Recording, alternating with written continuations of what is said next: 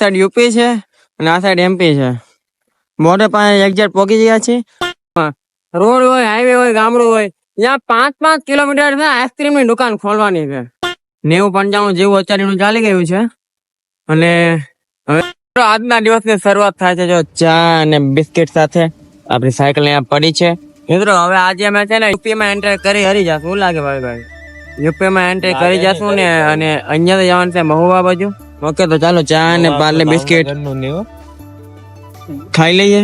Okay તો ચાલો અને જલ્દી ખાઈને જલ્દી નીકળીએ. કેમ કે આજે છે ને થોડુંક લેટ થઈ ગયું. કેમ કે કાલ થોડુંક વધારે થાકી જાય ને તો વધારે ઊંઘ આવી ગઈ. તો ચાલો જઈએ. જય શ્રી રામ. મહુવા ભાવનગર નું નહીં આપડે. હા અને મહુવા ભાવનગર નું નહીં, અહીંયા એક યુપી માં વતન છે મહુવા.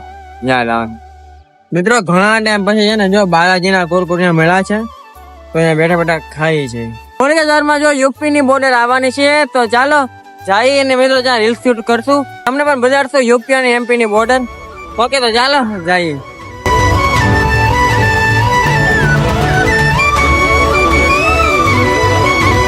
શકો છો અત્યારે જો માની કે આવડ્યા પટ્ટી છે ને, પટ્ટી દેખાય ને, આ સાઈડ યુપી છે અને આ સાઈડ એમપી છે.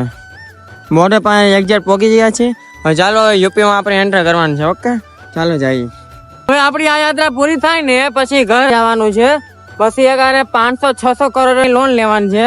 અને જે રસ્તે અમે આવ્યા ને સુરત થી અયોધ્યામાં, રોડ હોય, હાઈવે હોય, ગામડું હોય, ત્યાં 5-5 કિલોમીટર છે આઈસ્ક્રીમ ની દુકાન ખોલવાની છે. શું કેવું ભાઈ? હા નહીં સાંભળતા હોય. 5-5 કિલોમીટર આઈસ્ક્રીમ ની દુકાન ખોલવાની છે ને. એ તો 2 કલાક થી દુકાન ગોચી કા લારી ગોચી કઈ આવતો જ નથી મેન હાઈવે ઉપર. વધારે છે હે ને. હવે લોહી છે, ગોચી છે એ તો સારું. હવે બાકી ટાઢા પાણી પીને હેકા કરી હળું ચાલો જાય. મિત્રો અત્યારે ઓલમોસ્ટ 4:30-5 જેવા વાગી ગયા છે. રાતનો સારું ગોતવાનું શરૂ કરી દીધું છે. એટલે સાચું કહું તો આજનો દિવસ છે ને ફટાફટ નીકળી ગયો. એમ જલ્દી નીકળી ગયો. રસ્તો સારો હતો એટલે વધારે પણ ચાલી ગઈ છે. આઈ થિંક 90-95 જેવું અત્યારનું ચાલી ગયું છે. અને હવે ધીમે ધીમે રાતનો સારો કઈક ગોતી લેશું. કોઈક તો મળી જ જશે. રામજી ઉપર ભરોસો છે યાર, મળી જ જશે એમ.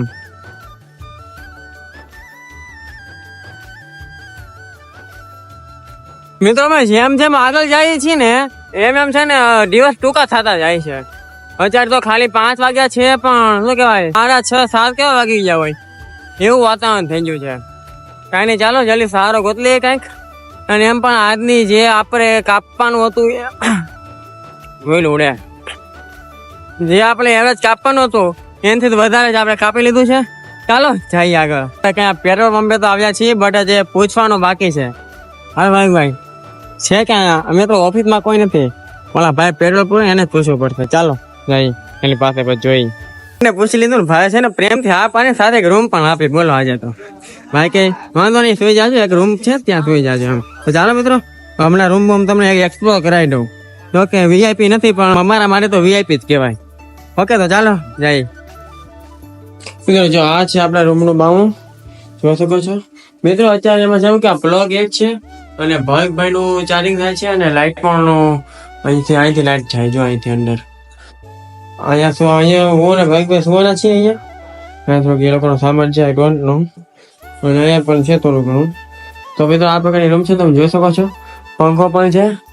ચોકે ચાલો ચપ્પલ પહેરીએ પાછા બહાર જઈએ.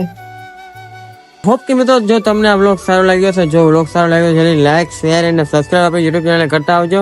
જય શ્રી રામ.